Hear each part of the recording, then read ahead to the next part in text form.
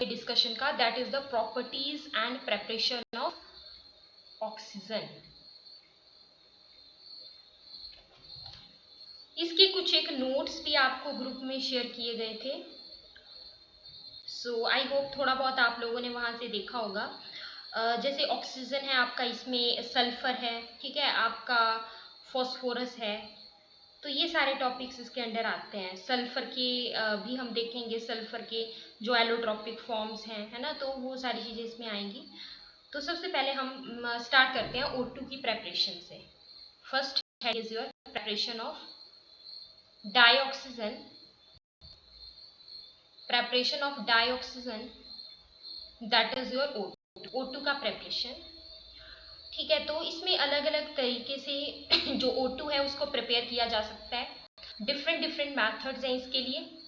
तो first method जो हमारे पास है that is by the decomposition of oxygen rich compounds. जो हमारे ऑक्सीजन रिच कंपाउंड्स हैं उनकी डीकम्पोजिशन के द्वारा। ठीक है, अब डीकम्पोजिशन का मतलब क्या होता है? डीकम्पोजिशन सिंपली मीन्स जब कोई चीज टूटती है, दैट इज डीकम्पोजिशन। तो अभी अभी एक स्टूडेंट ने ज्वाइन किया, तो मैं एक बार बता देती हूँ कि हम क्या पढ़ रहे हैं। हम यहाँ पे पढ़ रहे हैं topic preparation and properties of oxygen. तो सबसे पहले हम यहाँ पे प्रेपरेशन ऑफ O2 पढ़ने वाले हैं। तो O2 की प्रेपरेशन का पहला जो तरीका है, क्योंकि अब O2 जो है डाइऑक्सीजन है, उसको प्रिपेयर करने के अलग अलग तरीके हो सकते हैं, राइट।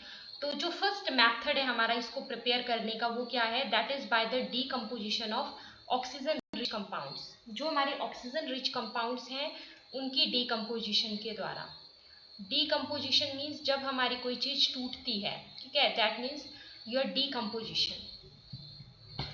तो ऑक्सीजन कंपाउंड्स की डीकम्पोजिशन के द्वारा, तो देखते हैं कि ऐसा कौन सा कंपाउंड है जिसकी डीकम्पोजिशन अगर हम करते हैं, जिसको अगर वो टूटता है, ठीक है, तो तब आपको ऑक्सीजन मिलता है। तो सबसे पहला आता है आपका KNO3। First one is your KNO3, ये आपको याद रखना है। KNO3 होता है पोटाशियम। जब NO3 है तो क्या हो गया? Nitrate. This is potassium nitrate. तो जब आप पोटाशियम नाइट्रेट को हीट करते हो, when you heat this potassium nitrate, ठीक है, तो ये आपका क्या देता है? एक तो ये दे देता है आपको KNO2, that is your potassium. जब NO2 आ गया ना, that means nitrite. This is my potassium nitrite, ये मिल जाता है। प्लस यहाँ पे अच्छी बात क्या है कि O2 गैस आपको अलग से मिल जाएगी, और हम क्या पढ़ रहे हैं? O2 का प्रेपरेशन, राइट। तो हम जो है इस इक्वेशन को, इन इक्वेशंस को यहाँ पे बैलेंस भी कर सकते हैं। तो यहाँ पे आपने देखा कि जब ये डिकम्पोज हो रहा है, this is oxygen rich compound, इसमें तीन तीन ऑक्सीजन है। तो जब आप इसको हीट करेंगे तो ये टूट जाता है। तो जब ये टूट जाता है तो आपको क्या मिल जाता है? You will get here O2, you will get here O2। Okay, so ये हमारा पहला तरीका आ गया इसकी प्रेपरेशन का। अब हम देखते हैं जो दूसरा मेथड हो सकता है इसकी प्रेपरेशन, जो डाइऑक्सीजन है उसकी प्रेपरेशन का दूसरा मेथड क्या हो सकता है। सो सेकेंड मेथड जो हमारे पास पॉसिबल यहाँ पे हो सकता है, दैट इज योर, चलिए सेकेंड मेथड हमारा आता है जो पोटाशियम क्लोरेट होता है ना, इससे भी आप प्रिपेयर कर सकते हो डाइऑक्सीजन को, पोटाशियम क्लोरेट। अब पोटाशियम क्लोरेट का फॉर्मूला क्या होता है ये पता होना चाहिए। तो ये होता है KClO3, KClO3, ठीक है, ये हमारा क्या होता है? This is my potassium chlorate KClO3। जब आप इसको हीट करते हो, ठीक है, और यहाँ पे यूज किया जाता है MnO2। देखो हम क्या करते हैं ना, कैटेलिस्ट हम डालते हैं। आपने केमिस्ट्री में पढ़ा होगा कि हम कैटेलिस्ट डालते हैं, कोई भी सुटेबल सब्सटेंस कैटेलिस्ट के तौर पे अगर आप डालते हो, तो इससे क्या होता है कि जो आपका रेट ऑफ रिएक्शन है वो क्या करता है? वो इंक्रीज करता है, ठीक है, मतलब आपका रिएक्शन जल्दी हो जाता है, राइट। तो ये हो गया मेरा potassium chlorate, that is KClO3। जब मैं इसको हीट करती हूँ और MnO2 की प्रेजेंस में, तो यहाँ पे जो है हमें मिल जाता है KCl, that is potassium chloride, plus O2 gas आपको अलग से मिल जाएगा। ठीक है, तो आप इक्वेशन को बैलेंस कर सकते हो। यहाँ पे आपने 3 से मल्टीप्लाई कर दिया, ठीक है, यहाँ पे 2 से मल्टीप्लाई कर दिया, तो आप देखेंगे दोनों तरफ आपका इक्वेशन बैलेंस्ड है। तो पोटाशियम क्लोरेट की डीकम्पोजिशन में इंपॉर्टेंट है कैटलिस्ट क्या यूज होता है, क्योंकि इसमें कैटलिस्ट डाला जाता है जो कि होता है MnO2, that is your manganese dioxide, that is manganese dioxide. तो देखिए दो तरीके हो गए, एक तो KNO3 की डीकम्पोजिशन के द्वारा O2 मिल जाता है, और दूसरा पोटाशियम क्लोरेट की डीकम्पोजिशन के द्वारा भी आपको O2 मिल जाता है। राइट, चलिए अब देखते हैं सेकंड वन। सेकंड जो तरीका हो सकता है वो क्या हो सकता है, that is by heating dioxides. देखिए डाइऑक्साइड्स को आप हीट करते हो, ठीक है, डाइऑक्साइड्स को हीट करते हो। जैसे मैं एग्जांपल लेती हूँ, जैसे मेरे पास है MnO2, that is my manganese dioxide. अगर मैं इसको हीट करती हूँ तो मेरे पास क्या मिल जाता है, यहाँ पे मिलता है Mn3O4, ये ऑक्साइड मिल गया, O2 बाहर निकल गया। बैलेंस कर दीजिए इसको, यहाँ पे 3 से मल्टीप्लाई।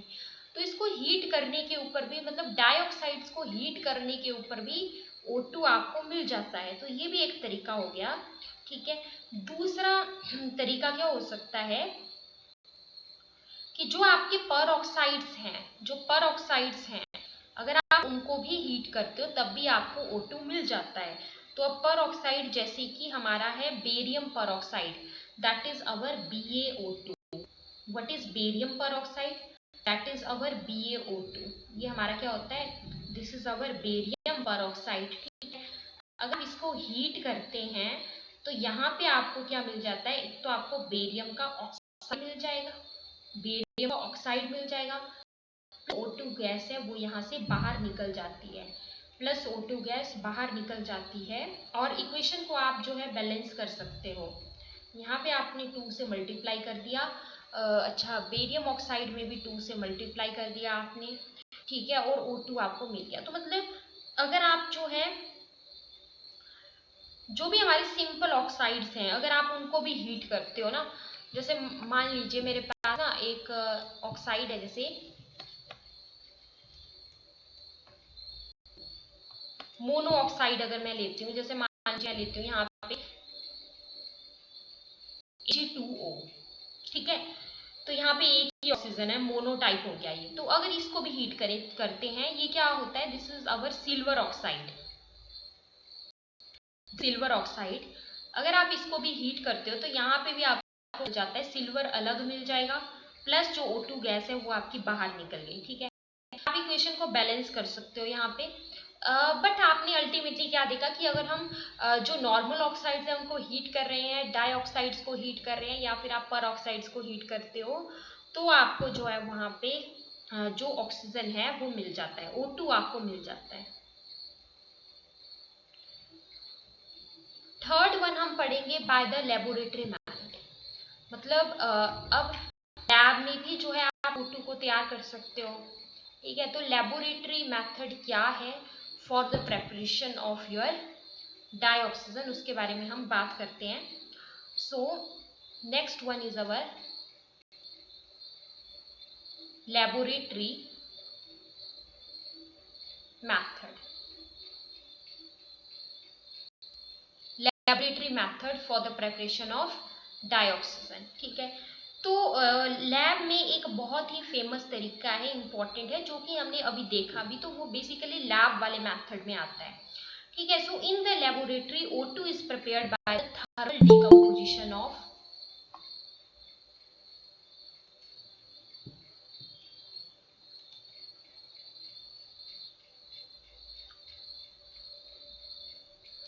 अभी अभी एक अदर स्टूडेंट ने ज्वाइन किया, तो मैं आपको बता देती हूँ हम क्या पढ़ रहे हैं। हम जो है यहाँ पे स्टडी कर रहे हैं डाइऑक्सीजन के प्रेपरेशन मेथड, ठीक है। O2 के जो प्रेपरेशन मेथड है उनको डिस्कस कर रहे हैं, जिसमें अभी करंटली हम यहाँ पे ले रहे हैं laboratory method for the preparation of O2। So in the lab, अगर आपको लैब में O2 को प्रिपेयर करना है, अगर आपको लेबोरेटरी में O2 प्रिपेयर करना है, तो कैसे प्रिपेयर कर सकते हैं? आप उसको प्रिपेयर कर सकते हैं by thermal decomposition of potassium chlorate की थर्मल डीकम्पोजिशन के द्वारा। अब हमारा पोटाशियम क्लोरेट क्या होता है? पोटाशियम क्लोरेट होता है KClO3, ठीक है। तो इसकी थर्मल डीकम्पोजिशन करेंगे। थर्मल वर्ड का मतलब क्या होता है? हीट करना। डीकम्पोजिशन का मतलब क्या होता है? कोई चीज टूट रही है, something is being broken down, ठीक है, दैट मीन्स डीकम्पोजिशन। तो यहाँ पे MnO2 जो है कैटलिस्ट के तौर पे यूज होता है, एज आई ऑलरेडी मेंशन। लगभग 420 केल्विन यहाँ पर टेम्परेचर रखा जाता है और आपको यहाँ पर KCl मिल जाता है, प्लस जो O2 गैस है वो यहाँ पे आपकी बाहर निकल जाती है, ठीक है। बाकी आप इक्वेशन को बैलेंस कर सकते हैं यहाँ पे, तो बैलेंस कर लीजिए इसको। तो यहाँ पे आप देख रहे हो कि आपको क्या मिल गया, you will get here O2, ठीक है। तो आपको यहाँ पे डाई ऑक्सीजन मिल गया। तो ये एक लैब में इसको प्रिपेयर करने का तरीका है, ये एक लेबोरेटरी मेथड है for the preparation of O2। Catalyst मैंने आपको यहाँ पे बता दिया कि कैटलिस्ट यहाँ पर क्या यूज होता है, MnO2, ठीक है।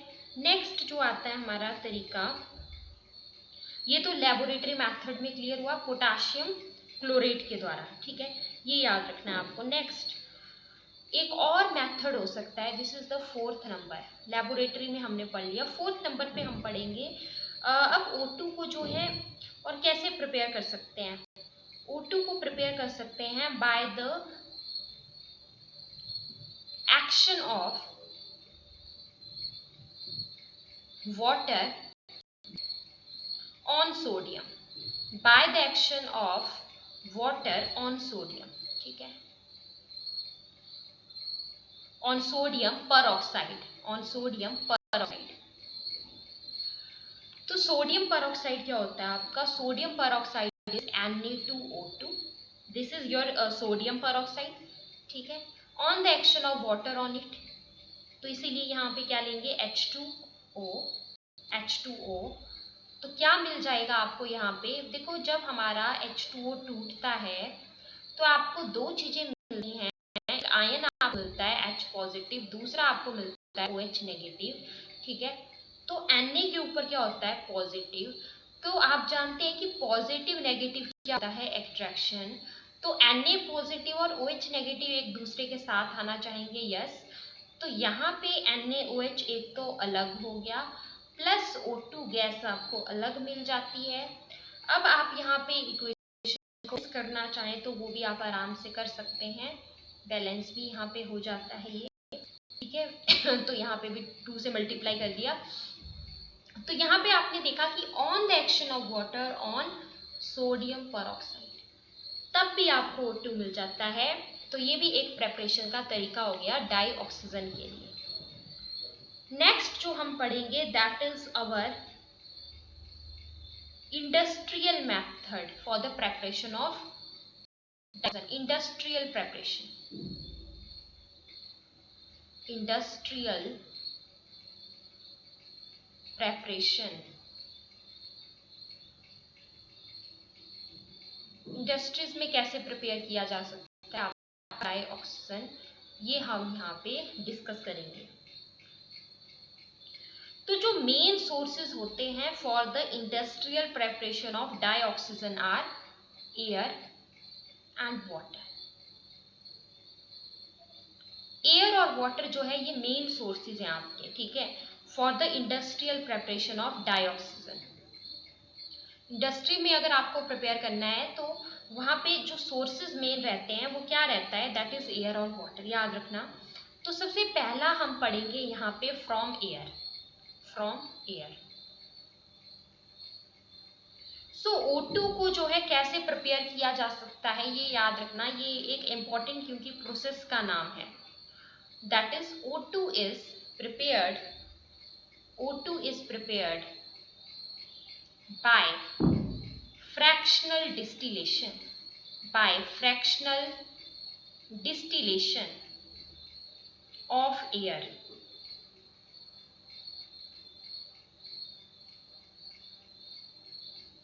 ठीक है, फ्रैक्शनल डिस्टिलेशन के द्वारा आप यहाँ पे O2 को प्रिपेयर कर सकते हैं। अब इस प्रोसेस के दौरान क्या होता है, during this process N2 with less boiling point. हम जानते हैं, देखो एक अगर हम एयर की बात करें ना, तो एयर के अंदर मेनली दो गैसेस पाई जाती हैं, सबको पता है, नाइट्रोजन एंड ऑक्सीजन। ठीक है, नाइट्रोजन एंड ऑक्सीजन। तो जो हमारा N2 होता है ना, इसका होता है लेस बॉइलिंग पॉइंट। इसका क्या होता है, लेस बॉइलिंग पॉइंट। जबकि जो हमारा O2 होता है, इसका क्या होता है, हाइयर बॉइलिंग पॉइंट। इसका होता है अपने पास हाइयर बॉइलिंग पॉइंट। ठीक है, लगभग अगर हम देखें तो N2 का बॉइलिंग पॉइंट होता है 78 केल्विन।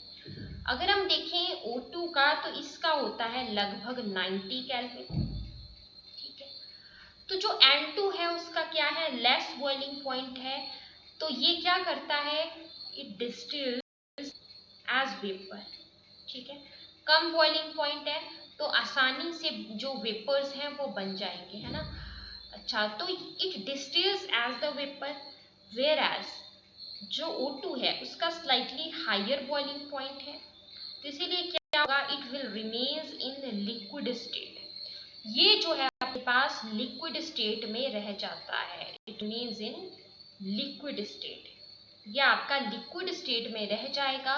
तो अब खुद सोचो कि एक चीज तो आपकी वेपर की बन गया और एक चीज आपका लिक्विड स्टेट में रह गया, तो इसका मतलब क्या है कि एक चीज वेपर में हो गया, एक लिक्विड में हो गया, तो दोनों को क्या कर सकते हैं आप, सेपरेट कर सकते हैं, एंड कैन बी सेपरेटेड।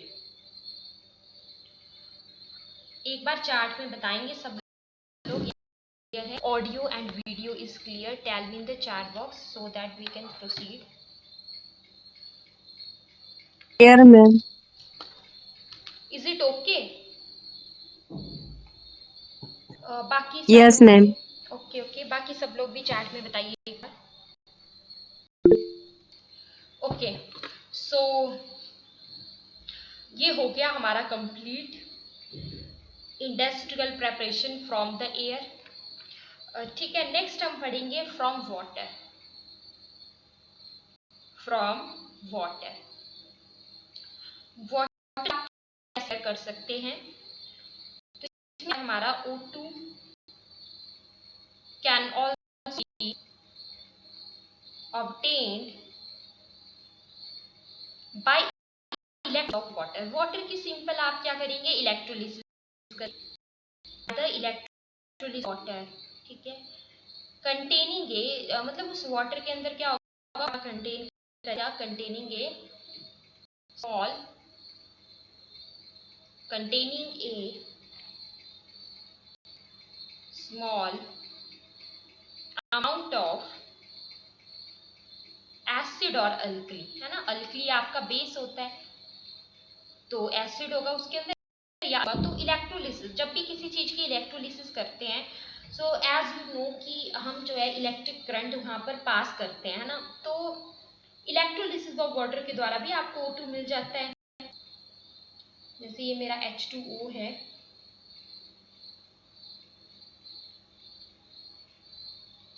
कर रही हूँ इलेक्ट्रोलिसिस, तो मुझे यहाँ पे क्या मिल जाएगा, एक तो H2 और दूसरा क्या मिल जाएगा, O2। ठीक है, H2 मेरी गैस है, O2 मेरा गैस है। यहाँ पे मैं इक्वेशन को बैलेंस कर देती हूँ, 2 से मल्टीप्लाई कर दिया। ठीक है, जहाँ पे मल्टीप्लाई कर दिया, तो बेसिकली क्या है, मतलब आप वाटर से भी प्रिपेयर कर सकते हो ऑक्सीजन को। कैसे, देखो इंडस्ट्रियल प्रेपरेशन में माइंड में रखो, दो चीजें पढ़ी हमने। एक तो हमने पढ़ा, अब सोर्स भी तो हमें पता होना चाहिए कि क्या सोर्स हो सकता है, कैसे आप प्रिपेयर करेंगे, what can be the sources for this. So one source can be your air and other source can be your water. Okay, so if your air is the source, then how you can prepare? Your air is a mixture of two gases, so here you can do fractional distillation. Other thing is from water. So from water how you can prepare? simply by the electrolysis of water. So by the electrolysis you will pass electric current through it.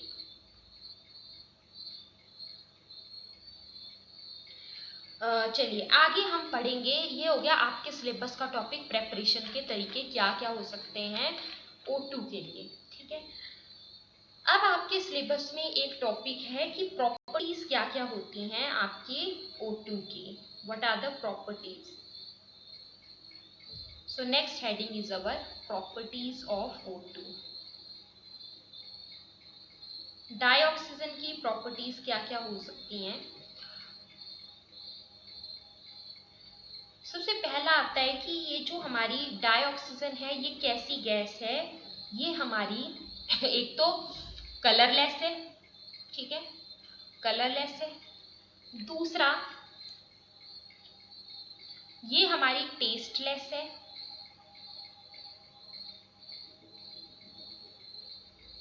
तीसरा ये हमारी odourless gas है, order mean smell, तो इसका कोई smell नहीं है, odourless gas है, ठीक है। तो क्या बताया आपको, dioxygen colourless, tasteless, odourless gas.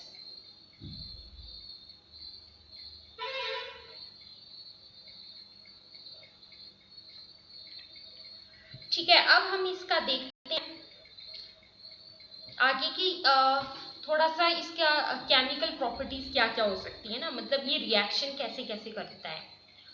तो सबसे पहला हम आता है that is reaction with metals. देखो एक और बात इसकी इंपॉर्टेंट है कि ये आपके पीरियोडिक टेबल में अगर हम देखें तो सेकंड मोस्ट इलेक्ट्रोनेगेटिव एलिमेंट है, क्योंकि फ्लोरीन हमारा सबसे ज्यादा इलेक्ट्रोनेगेटिव एलिमेंट है, तो ये अपने पास सेकंड मोस्ट इलेक्ट्रोनेगेटिव एलिमेंट है अपने पीरियोडिक टेबल में, ठीक है। अच्छा, इसकी इलेक्ट्रोनेगेटिविटी लगभग कितनी होती है, 3.5 होती है। ये क्या है, second most electronegative element in the periodic table, ठीक है। सो नेक्स्ट हम पढ़ेंगे यहाँ पे that is reaction with metals.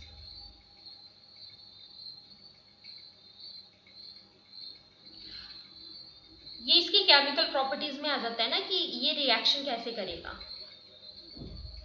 तो जो आपके एक्टिव मेटल्स हैं जैसे कि active metals like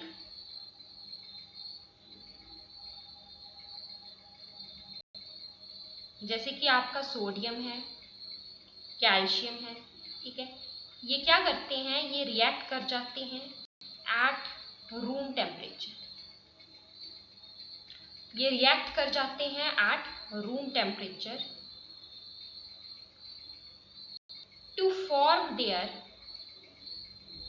form their respective oxides, और आगे जाके क्या है हमारा ऑक्साइड्स बन जाते हैं, ठीक है, आगे जाके हमारे क्या बन गए, ऑक्साइड बन गए।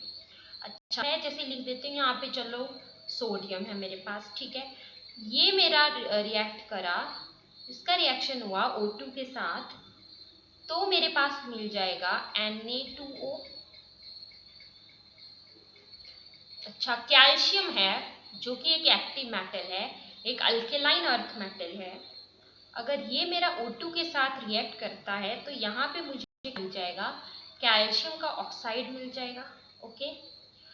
अब मैं यहाँ पे इक्वेशन को क्या कर दूंगी, बैलेंस कर सकती हूँ, 4 से मल्टीप्लाई, यहाँ पे 2 से, अच्छा यहाँ पे 2, यहाँ पे 2 से कर दिया, ठीक है। तो मतलब आपको ऑक्साइड मिल रहे हैं, है ना, तो मतलब अदर भी आप देख सकते हैं।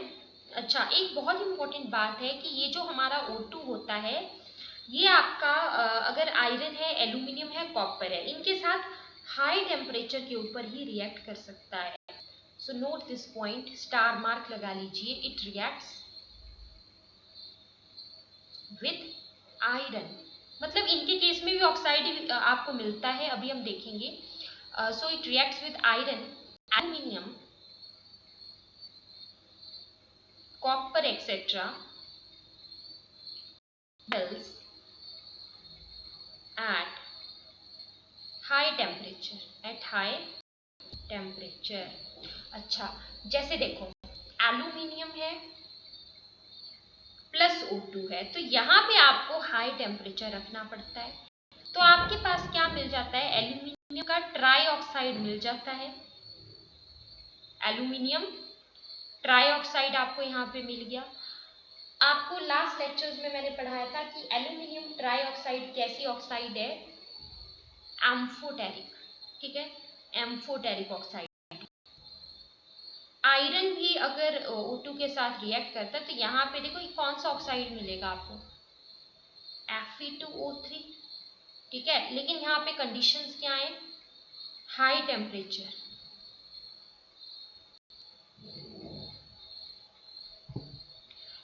ठीक है। तो ये तो हो गया आपका मेटल्स के साथ ऑक्साइड जो है आपको मिल जाता है। नेक्स्ट हम देखते हैं थर्ड पॉइंट, दैट इज अवर, ये जो प्रॉपर्टीज वाला पॉइंट था इसको यहाँ पे फर्स्ट डाल दीजिए, reaction with metal second point, and third point is here, that is action with non metals, action of O2 with non-metals.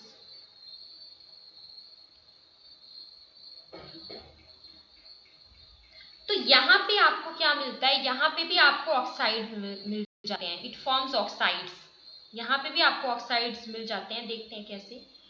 अच्छा, जैसे हमारा नाइट्रोजन है N2, die nitrogen N2 plus O2, ठीक है।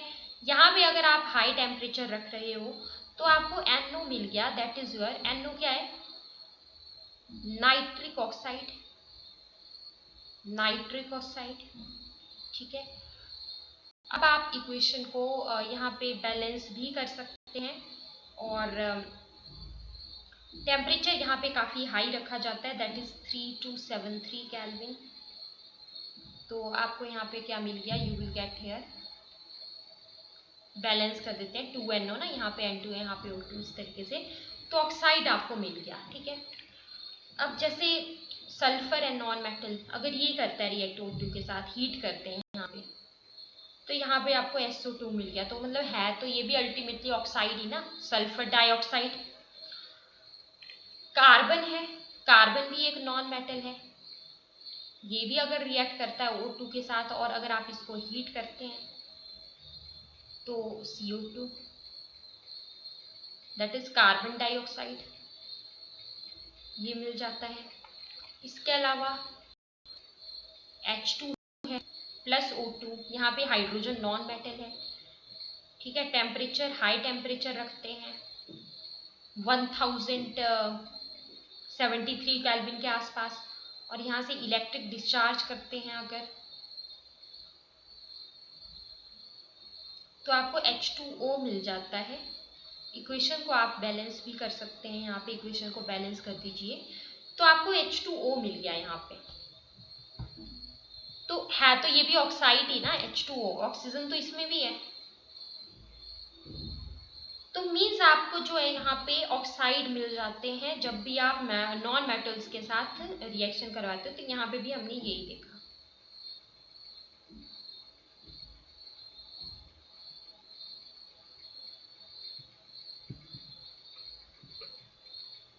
चलिए आगे हम पढ़ेंगे, that is reaction with some compounds, है ना। कुछ कंपाउंड्स के साथ अगर ये रिएक्ट करता है तो उन रिएक्शंस को देखते हैं। रिएक्शन विद कंपाउंड्स,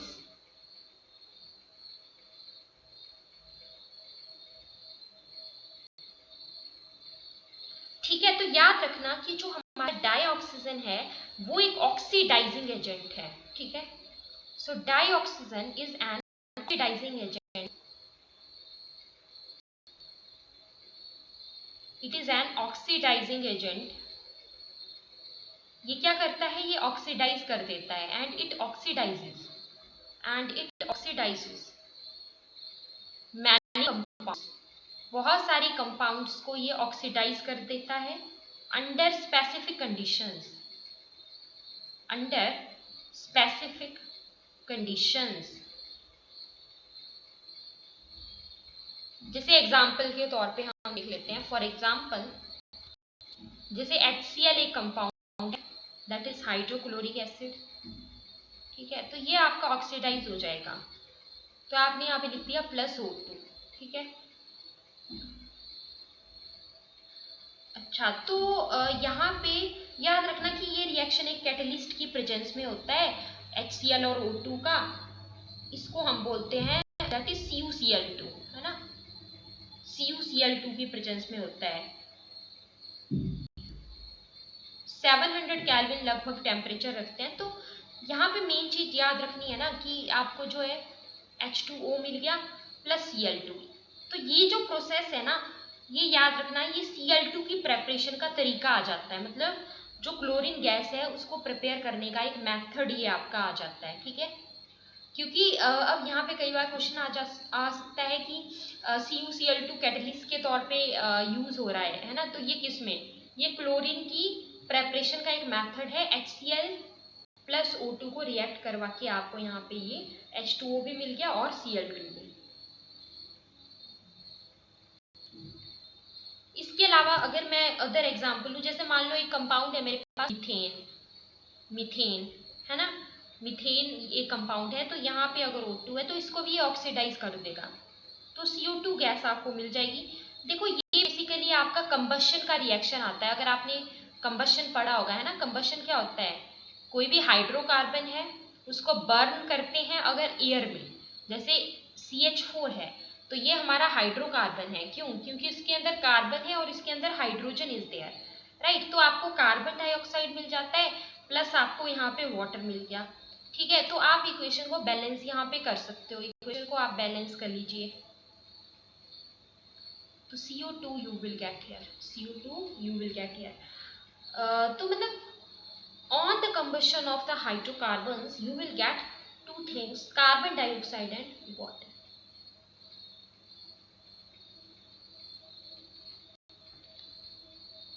तो ये हमने कुछ इसका रिएक्शन देखा। एक और मैं बहुत इंपॉर्टेंट आपको बताती हूँ, दैट इज अगर अमोनिया हमारा अगर यहाँ पे होता है अमोनिया प्लस O2, ये अमोनिया अगर मैं कंपाउंड के तौर पे लेती हूँ प्लस O2, लगभग 1073 केल्विन टेम्परेचर, और प्लेटिनम यहाँ पर कैटलिस्ट के तौर पे, ये इंपॉर्टेंट है, प्लेटिनम यहाँ पे कैटलिस्ट के तौर पे यूज हो रहा है, तो आपको NO मिल गया, है ना, नाइट्रोजन ऑक्साइड प्लस वाटर आपको यहाँ पे मिल जाता है, तो मतलब ये आपका O2 क्या, ऑक्सीडाइजिंग एजेंट, इसके साथ जो कंपाउंड रिएक्ट कर रहा है उसको ये क्या कर रहा है, ऑक्सीडाइज कर दे रहा है।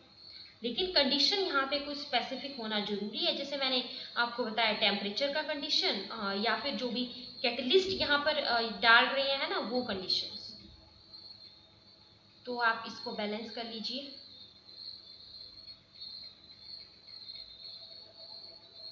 यहाँ पे 4 से कर दिया मल्टीप्लाई, यहाँ पे 4 से 6 से, तो ये आप देख सकते हैं बैलेंसिंग। बाकी यहाँ पे आपको 5 से मल्टीप्लाई करना पड़ेगा O2 में।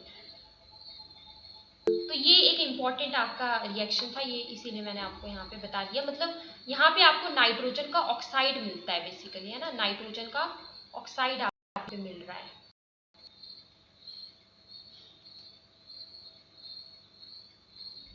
Yes, tell me in the chat box everyone, is it clear and am I clearly audible? Ammonia वाला रिएक्शन नहीं दिख रहा है, ओके।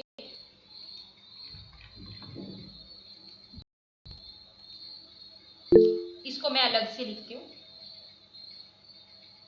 देखिए ये अमोनिया है NH3, ठीक है, प्लस O2, O2 के साथ इसका रिएक्शन हो रहा है प्लस O2, ठीक है। अच्छा, यहाँ पे कैटलिस्ट के तौर पे क्या ऐड करते हैं, प्लैटिनम, ठीक है। टेम्परेचर यहाँ पर काफी हाई रखते हैं, लगभग 1073 केल्विन टेम्परेचर, सच दैट मैंने आपको पहले ही पढ़ाया कि O2 जो है क्या है, एक ऑक्सीडाइजिंग एजेंट है, ये क्या करेगा, ये बहुत सारे कंपाउंड्स को ऑक्सीडाइज कर देता है, जिसके साथ भी रिएक्ट करता है इसको भी ऑक्सीडाइज कर देगा, तो ये जो है किस में बदल जाएगा, ये हमारा बदल जाएगा, यहाँ पे आपको मिल जाता है NO, that is nitrogen oxide, ठीक है। इसको इसका नाम आप लिख सकते हैं नाइट्रिक ऑक्साइड, है ना, ये आपको यहाँ मिल गया, ठीक है, इसका ऑक्साइड मिल गया प्लस H2O आपका यहाँ पे बाहर निकल गया है ना। पानी तो आप देखो निकल ही सकता है ना यहाँ से बाहर, अमोनिया है, यहाँ पे हाइड्रोजन तो वैसे भी है ही तीन तीन, और यहाँ पे O2 है। तो बाकी आप बैलेंसिंग भी देख सकते हैं इसकी, जो कि मैं अदर पेन से यहाँ पे करती हूँ। यहाँ पे आपने अमोनिया में 4 से मल्टीप्लाई कर देना है एंड O2 में 5 से, ठीक है। यहाँ पे आप 4 से कर देंगे, यहाँ पे 6 से कर देंगे, तो आपको यहाँ पे NO मिल जाता है, ठीक है। तो मेन कंसेप्ट मैंने क्या बताया, यहाँ पे प्लेटिनम यहाँ पर यूज होगा, ये क्वेश्चन इंपॉर्टेंट।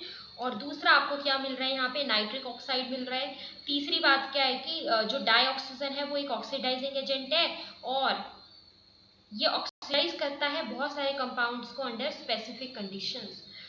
जो बोल रहे थे स्टूडेंट की क्लियर नहीं दिख रहा है अमोनिया वाला, tell me in the chat box now it is okay completed.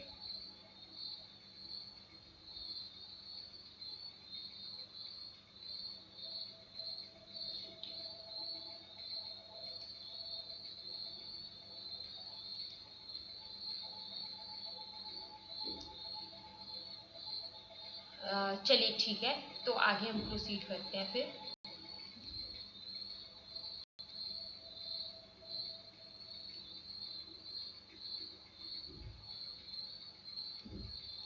चलो नेक्स्ट हम पढ़ेंगे। अभी तक मैंने आपको कुछ इसकी केमिकल जो रिएक्शंस है वो बता दिया, आपको माइंड में रखना है बस सिंपल। जैसे पहली बात तो एक बार फटाफट से सारा का सारा रिवाइज करते हैं ताकि आपको अच्छे से सारा बिल्कुल माइंड फिट हो जाए। तो सबसे पहले मैंने यहाँ पे आपको डाइऑक्सीजन के बारे में बताया। डाइऑक्सीजन का क्या क्या पढ़ा हमने, सबसे पहला चीज इसका प्रेपरेशन के तरीके, ठीक है। तो माइंड में रिकैप्चुलेट कर लो चीज़ों को। सबसे पहला तरीका बताया बाय द डीकम्पोजिशन, है ना, thermal decomposition you can say. Thermal means heat, तो thermal decomposition of potassium nitrate. दूसरा पोटाशियम क्लोरेट, है ना, potassium chlorate KClO3, potassium nitrate KNO3, है ना, इनकी थर्मल डीकम्पोजिशन।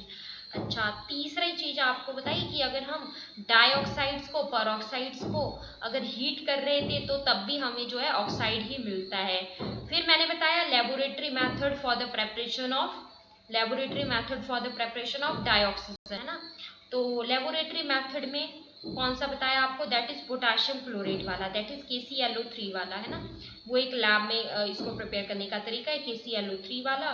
उसके बाद यहाँ पे कैटलिस्ट के तौर पे बताया क्या यूज होता है, MnO2 यूज होता है। उसके बाद इंडस्ट्रियल मेथड में हमने दो चीजें पढ़ी, एक तो फ्रॉम एयर, एक तो फ्रॉम वाटर। फ्रॉम एयर में आपको बताया बाय द फ्रैक्शनल डिस्टिलेशन, तो जहाँ पे लो जो बॉइलिंग पॉइंट होता है वो N2 का होता है, हाइयर बॉइलिंग पॉइंट हमारा O2 का होता है। उसके बाद फ्रॉम वाटर हमने पढ़ा। फ्रॉम वाटर में मैंने आपको बताया वाटर की सिंपल इलेक्ट्रोलिसिस करते हैं तो आपको O2 मिल जाता है प्लस आपको H2 मिल जाता है। फिर प्रॉपर्टीज में मैंने आपको बताया कि इसकी इलेक्ट्रोनेगेटिविटी जो है वो बहुत ज़्यादा है, second most electronegative element in the periodic table, ठीक है। इसके अलावा मैंने बताया कि ऑक्सीजन हमारी कलरलेस, टेस्टलेस, ओडरलेस गैस होती है। इसके बाद हम पढ़ेंगे यूजेस। यूजेस क्या क्या हो सकते हैं आपके डाइऑक्सीजन के।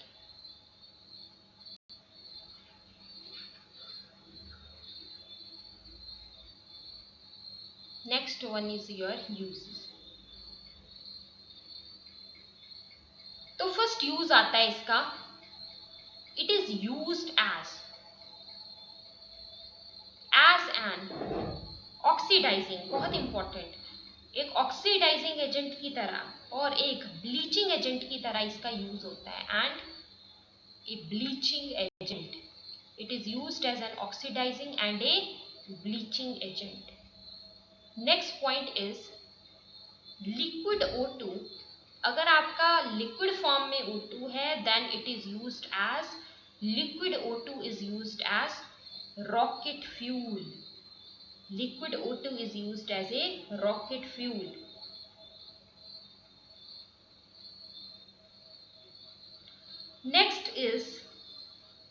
Next point, third point, ये important है, पूछा जा सकता है, it is used in the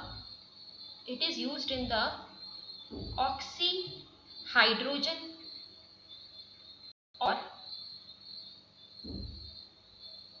oxyacetylene torches which are used for welding, जिनका यूज होता है, उन टॉर्चेस का यूज होता है for welding and cutting of metals. तो चलिए एक बार सारा का सारा रिवाइज करते हैं।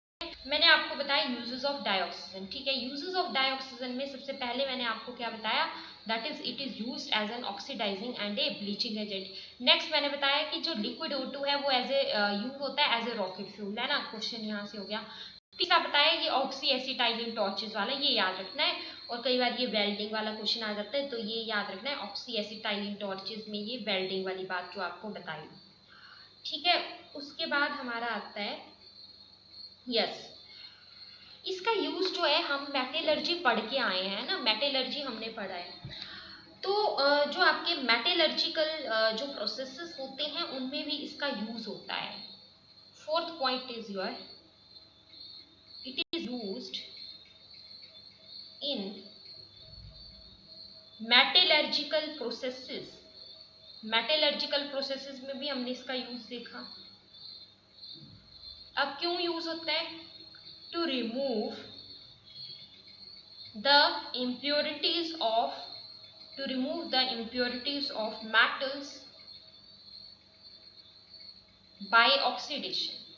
जो भी मेटल्स है ना, अब अगर मान लो कोई मेटल है मेरे पास, उसका मुझे क्या करना है, इम्प्योरिटी उसका क्या करना है, रिमूव करना है, ठीक है। तो वहां पे ऑक्सीडेशन करना होगा। ऑक्सीडेशन करना है तो क्या चाहिए, O2 चाहिए, तो ये भी इसका यूज आ जाता है। सो यहाँ तक बताइए, is it okay up to this end am I clearly audible?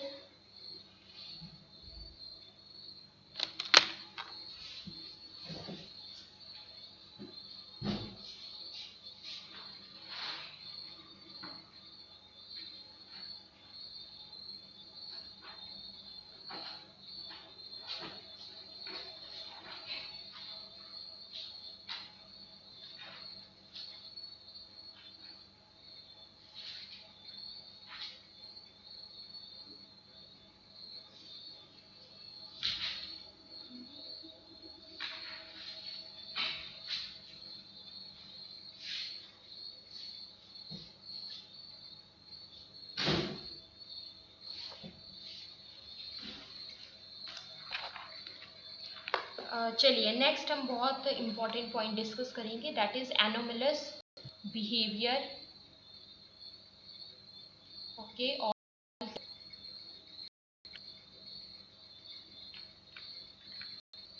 चलिए तो इसके बाद हम यहाँ पे डिस्कस करने वाले हैं अपना topic, that is our anomalous behaviour of oxygen. तो ये टॉपिक पढ़ना बहुत जरूरी है। देखो आप जानते हो कि ना, जो पहला जो फर्स्ट जो एलिमेंट होता है ना हमारे पीरियोडिक टेबल में, वो आपका एनोमलस बिहेवियर शो करता है। मतलब हर एक ग्रुप का जो फर्स्ट एलिमेंट होता है ना, वो आपका एनोमलस बिहेवियर शो करता है। मतलब उसी सेम ग्रुप के जो अदर एलिमेंट्स हैं उनसे अलग बिहेवियर शो करता है ना, ये मतलब हुआ एनोमलस बिहेवियर का। तो हेडिंग आप डालेंगे, that is anomalous behavior of oxygen, anomalous behavior of oxygen, ठीक है। देखो अगर हम ग्रुप नंबर 16 में देखें तो ऑक्सीजन, आप सबको पता है कि ऑक्सीजन क्या है, ग्रुप नंबर 16 का फर्स्ट ही एलिमेंट है। तो ग्रुप नंबर 16 में पहले तो ये देखिए कि एलिमेंट्स कौन कौन से आते हैं। तो ग्रुप नंबर 16 में एलिमेंट्स आते हैं oxygen, sulphur, selenium, oxygen, sulphur, selenium, ठीक है, टेलूरियम और polonium. Polonium oxygen O8 atomic number 8, sulphur atomic number 16, ठीक है, selenium atomic number 34, tellurium atomic number 52, polonium atomic number 84। तो अगर आप पढ़ रहे हो ना ऑक्सीजन, तो आपको ये पता होना चाहिए कि ऑक्सीजन कौन से ग्रुप का है और उस ग्रुप में अदर सारे एलिमेंट्स कौन कौन से आते हैं। तो ये हमने देखा। तो अगर हम यहाँ पर देखें, मतलब ग्रुप नंबर 16 का पहला एलिमेंट कौन है? ऑक्सीजन। तो ऑक्सीजन इन सब से अलग है, मतलब अदर जो है ना, है तो ये सारे ग्रुप नंबर 16 के, लेकिन ऑक्सीजन इनमें से विचित्र सा बिहेवियर शो कर रहा है, अलग सा बिहेवियर शो कर रहा है। तो देखते हैं इसके पीछे का पॉइंट। तो एक पॉइंट आप नोट करेंगे एरो लगा के। ऑक्सीजन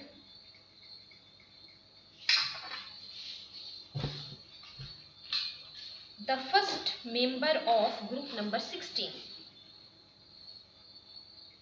ऑक्सीजन जो कि क्या है? फर्स्ट मेंबर है। Oxygen the first member of group 16, group number 16 का पहला ही ये मेंबर है। It differs from rest of the members, it differs from rest of the members due to its small size।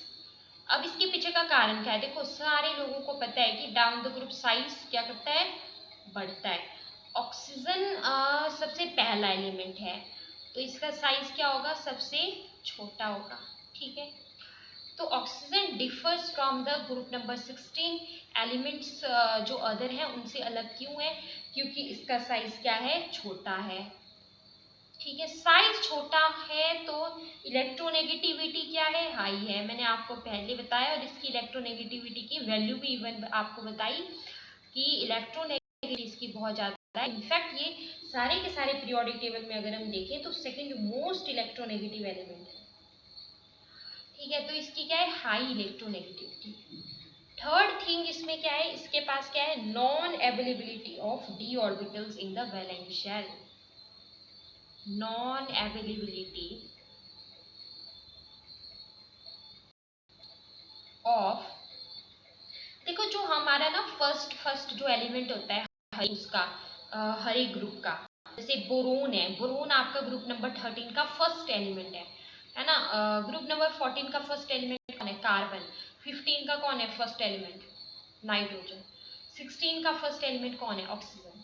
तो जो पहला एलिमेंट होता है उसमें हम यही पॉइंट्स पढ़ते हैं। तो स्मॉल साइज होता है पहले वाले का, इलेक्ट्रोनेगेटिविटी ज़्यादा होती है। ठीक है, और जो डी ऑर्बिटल्स हैं ना उनकी नॉन अवेलेबिलिटी होती है इन द वैलेंस शेल,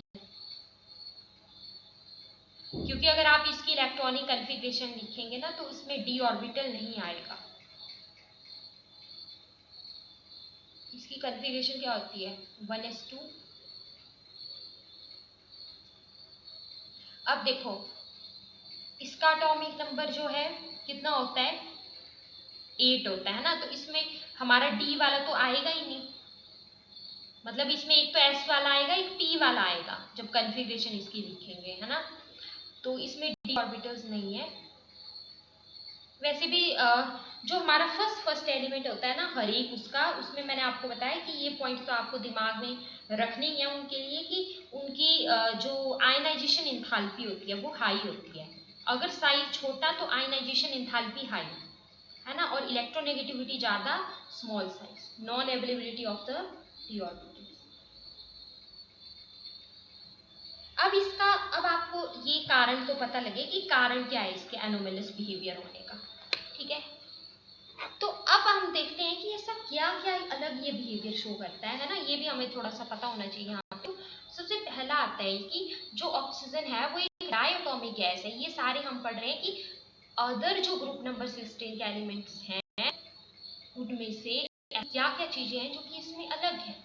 तो फर्स्ट पॉइंट आता है कि ऑक्सीजन हमारी एक डायटोमिक गैस है, हम सब जानते हैं ना, ये क्या है, O2 है, डायटोमिक गैस है, 2 एटम है ना, ये 2 ऑक्सीजन एटम डायटोमिक है। लेकिन अदर जो है वाइल अदर्स, लेकिन बाकियों में ऐसी क्या खराबी है, while others are complex solids, बाकी सारे क्या हैं, सॉलिड हैं। अब अगर मैं इसमें देखूं, देखो तो ये जो मेरा जो पहले वाला है ना, जो सबसे पहले वाला जो मेरा ऑक्सीजन है, ये मेरे पास क्या है, गैस है। बाकी ये सारे नीचे वाले जो भी हैं, सल्फर हो गया, सेलेनियम हो गया, टेलुरियम हो गया, पोलोनियम हो गया, ये क्या है, सारे सॉलिड है तो सारे ग्रुप नंबर 16 में ही, लेकिन ऑक्सीजन क्या है, अलग है बाकियों से। तो कैसे अलग है, ये मैंने आपको बता दिया। नेक्स्ट थिंग,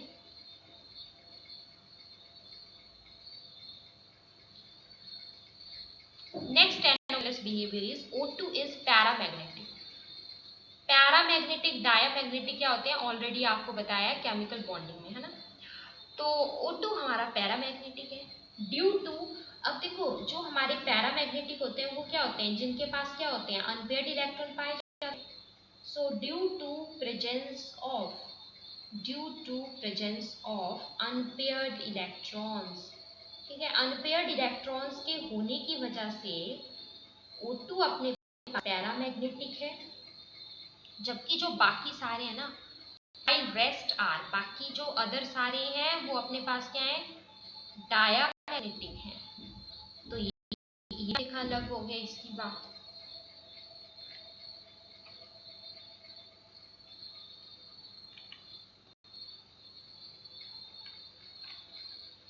इसके अलावा अदर हमारा इंपॉर्टेंट पॉइंट आता है इसकी ऑक्सीडेशन स्टेट के बारे में। ऑक्सीजन एग्जिबिट्स एन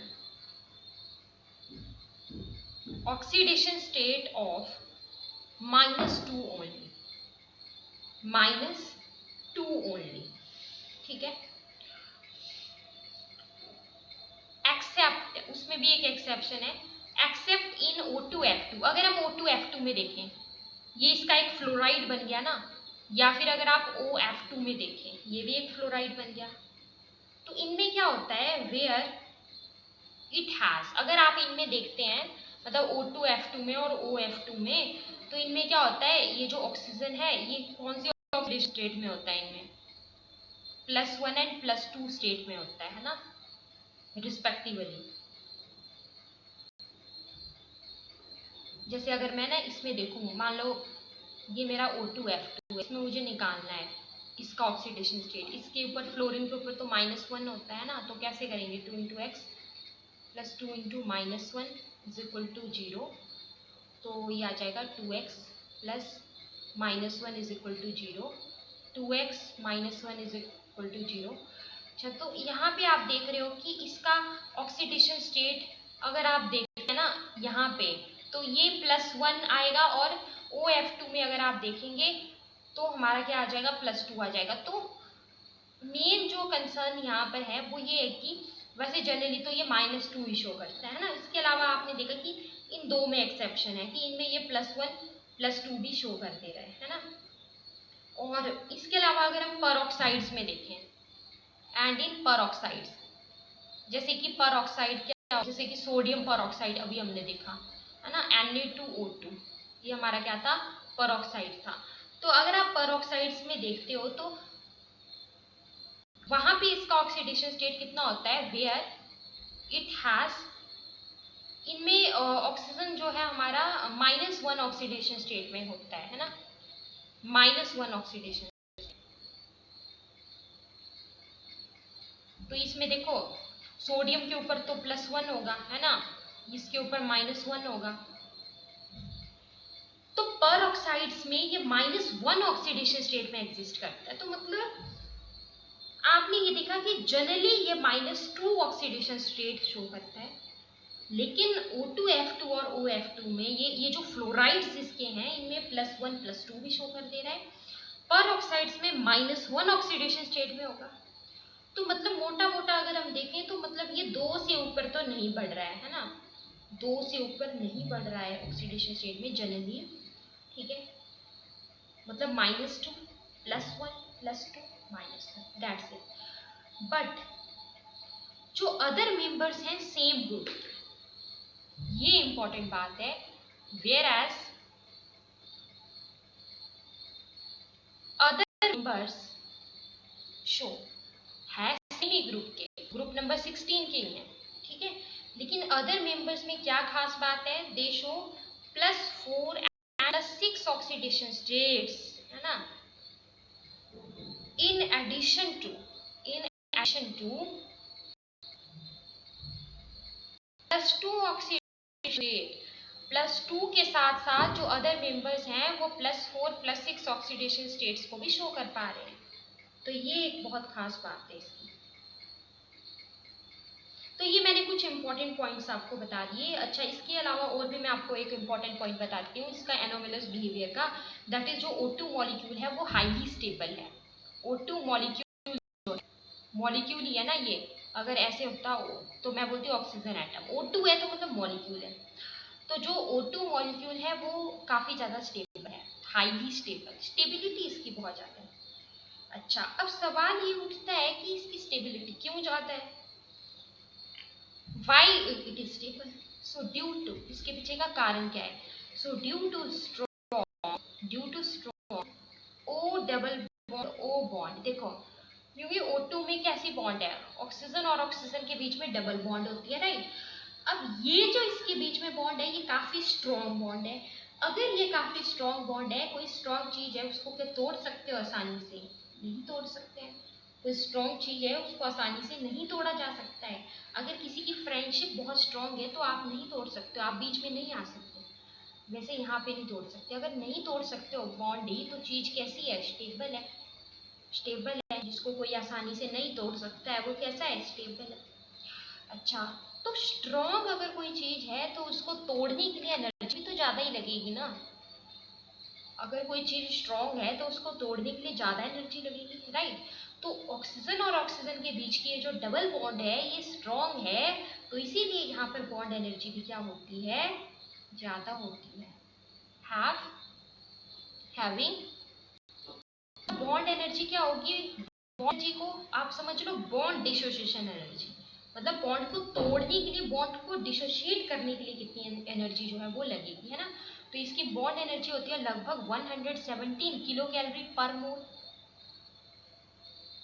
अच्छा, अगर ये स्टेबल है तो इसका मतलब क्या हुआ कि ये ज्यादा रिएक्टिव नहीं है, राइट। अगर ये स्टेबल है दैट मीन्स ये ज्यादा रिएक्टिव नहीं है। तो आप क्या बोल सकते हो, एंड दैट्स वाई O2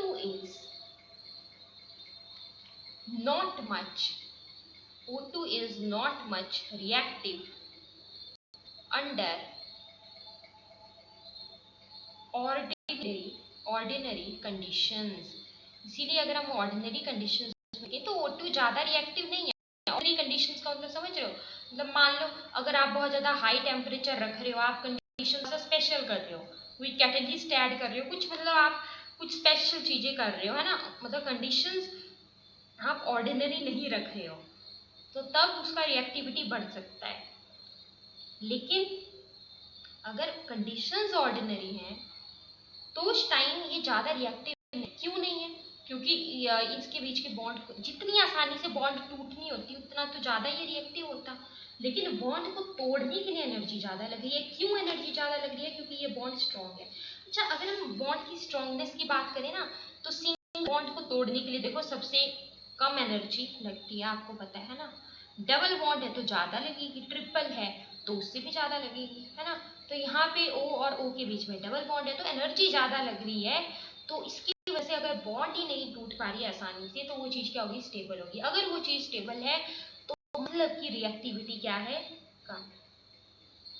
तो इसीलिए आपने यहाँ पर ये भी देखा कि जब ये रिएक्ट कर रहा था तो इसीलिए आपको पहले ही पढ़ा दी थी केमिकल प्रॉपर्टीज, उसमें आपने ये भी देखा कि बहुत सारे रिएक्शन में हम कोई कैटलिस्ट ऐड कर रहे थे, या आप कंडीशंस को थोड़ा सा स्पेशल करने के लिए टेम्परेचर हाई रखते हो, है ना। लेकिन अंडर ऑर्डिनरी कंडीशंस इसकी रिएक्टिविटी कम है। रीज़न उसके पीछे का बता दिया। तो ये आपका ऑक्सीजन वाला टॉपिक यहाँ से कंप्लीट हो गया, इसकी प्रॉपर्टीज़ भी कंप्लीट हो गई। इसके अलावा मैं आपको एक और इम्पॉर्टेंट पॉइंट करवा देती हूँ। जैसे आपने देखा कि ये आपका ऑक्साइड्स बना सकता है, जो ऑक्सीजन है ये ऑक्साइड्स बना सकता है ना।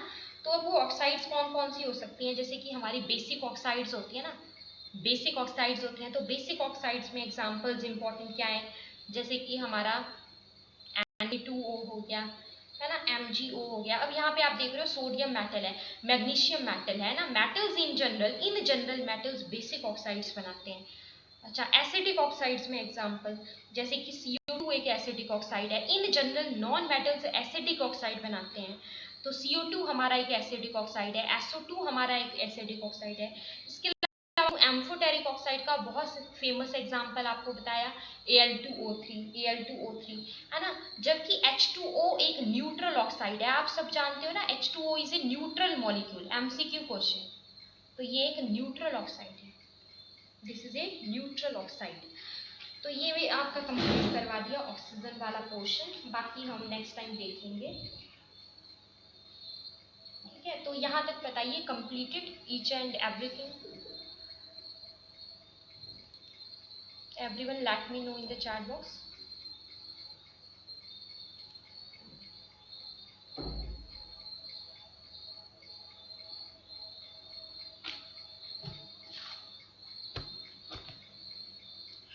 चलिए ठीक है, तो बाकी नेक्स्ट क्लास जैसे ही टाइम लगेगा तो मैं आपको बता दूंगी, मे बी कल 1 आवर हो जाए तो ठीक है।